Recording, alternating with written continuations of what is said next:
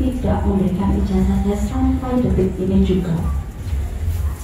Sebenarnya simpel saja Ibu, permintaan saya itu hanya kembalikan ijazah saya. Tidak perlu membuat drama sampai seperti ini, membuat kegaduhan terhadap negara Indonesia tercinta ini. Lupa.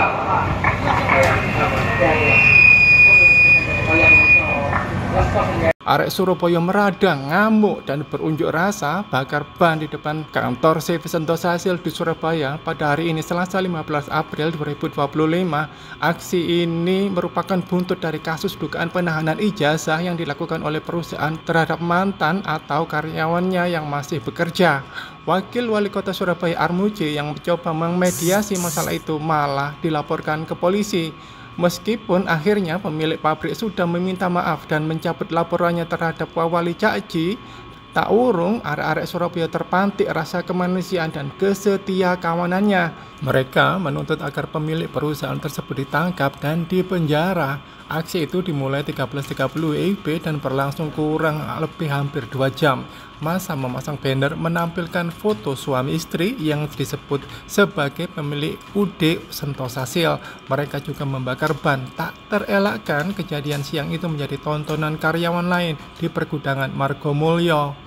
Kami datang dengan tuntutan jelas, kami punya bukti adanya penahanan ijazah, gaji karyawan di bawah UMK, dan para karyawan tidak didaftarkan ke BPJS Ketenagakerjaan, ujar Koordinator Aksi Bayhaki.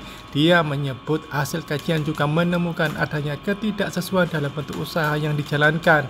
Menurut informasi, adanya beberapa teks yang menyebut perusahaan supplier spare part kendaraan itu berbentuk CV dan ada juga yang menyebut berbentuk UD. Setelah 1 jam berorasi, masa dikabarkan bergerak menuju toko milik UD Sentosa Hasil di kawasan Jalan Dupak. Mereka mendesak agar aparat penegak hukum juga turut melakukan tindakan. Bicara apa adanya ya, jujur saja. Untuk penahanan ijazah, kita kalau bekerja itu ada 2 opsi.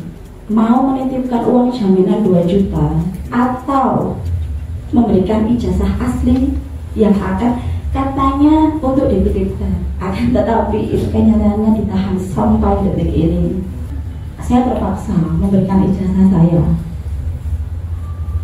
Pada saat saya resign, itu pun juga tidak diberikan dengan alasan saya mau.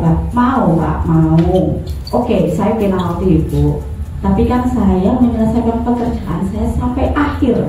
Bahkan itu saya serah terima kepada anak yang bekerja di Dupak. Benar. Ini ada lagi. Jadi mereka dipanggil selama 7 kali, tidak pernah datang sekalipun. Ya. Tahun berapa ini Pak ya? Desember 2024. Karena dia resignnya tanggal 11 Desember 2024. Dia masuk kerjanya tanggal 11 November 2024.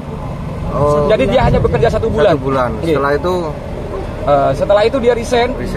Untuk mendapatkan ijazahnya berdasarkan katanya komitmen atau kontrak kerjanya dia harus membayar 2 juta. Dan ini bukti transfernya kalau dia membayar, setelah membayar dia ijazahnya diterima. Selama 1 bulan dapat gaji berapa dia? 2.200.000. Jadi hanya terima uang 200 ya kalau itulah bisa jadi seperti itu. Download Tribun X sekarang. Menghadirkan lokal menjadi Indonesia.